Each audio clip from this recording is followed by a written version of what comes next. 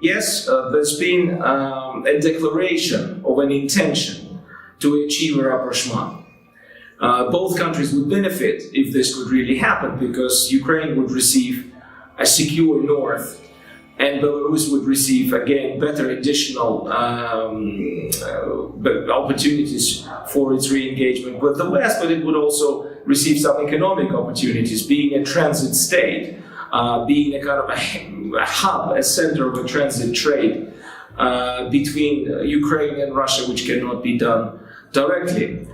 But the results are quite slim. Frankly, on the diplomatic front, Belarus was a disappointment for Ukraine, because every single time there was a vote in the United Nations General Assembly concerning issues of Ukraine territorial integrity and situation in Crimea, it always voted together with Moscow and against Kiev. So no talk of neutrality, given that, is simply possible.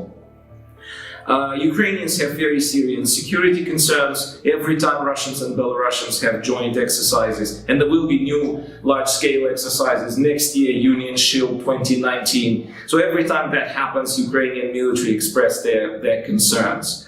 The border demarcation, that process is going on very slowly, and furthermore, Lukashenko always says that Ukrainian border is actually a source of soft security challenges for Belarus. This is the border through which, according to him, weapons are smuggled into Ukraine, etc.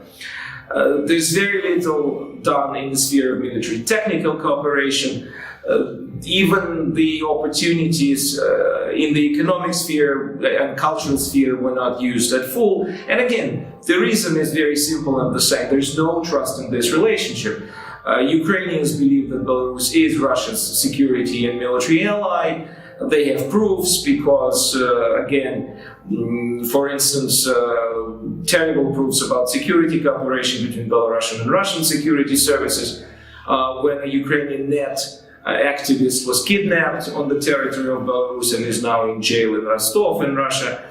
There's some other things. So Ukrainians are distrustful, and they're clearly saying President Poroshenko rejected Ukraine's proposal to send peacekeepers to Belarus, and Ukrainian Foreign Ministry is warning its citizens actually against traveling to Belarus, not in these terms, but they're saying that people should travel there with caution, and for some people, travel there might not be safe. In turn, the Belarusian leadership does not trust the government that was brought to power through public protest and then free elections. It's just instinctively afraid of this type of government. The diplomacy has not been very efficient, because everything was centered, this attempt of rapprochement was centered around the figures of the two presidents. Russia is not happy about that, and it's kind of pulling the strings that it can pull.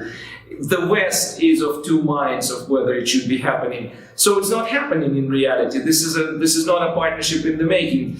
There is a lot of economic cooperation and maybe regional cooperation. These countries are neighbors. They are economically important to each other, but a lot less was achieved than, again, people were thinking 4 years ago.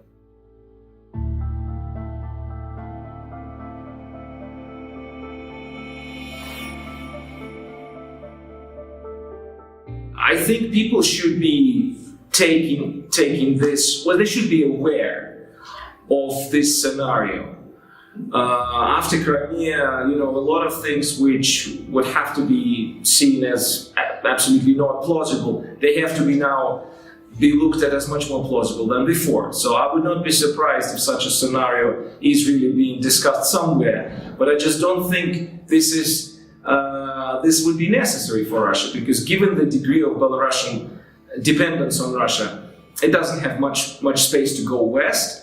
And in terms of, if we are talking about Putin's problem 2024, it would be way easier for Putin simply to change Russian constitution, rather than to take direct economic responsibility for Belarus, to deal with the need to buy loyalty of the local elites, to deal with resistance of maybe small but still vocal independence-minded forces, to deal with very unclear at the moment attitudes or potential attitudes of Russia's own population, because everybody would now realize that that would have costs. And so it's not necessarily popular domestically, and it's not necessarily a winning strategy internationally. So why would you do it? So I don't think this is really what's being explored or considered as a scenario number one.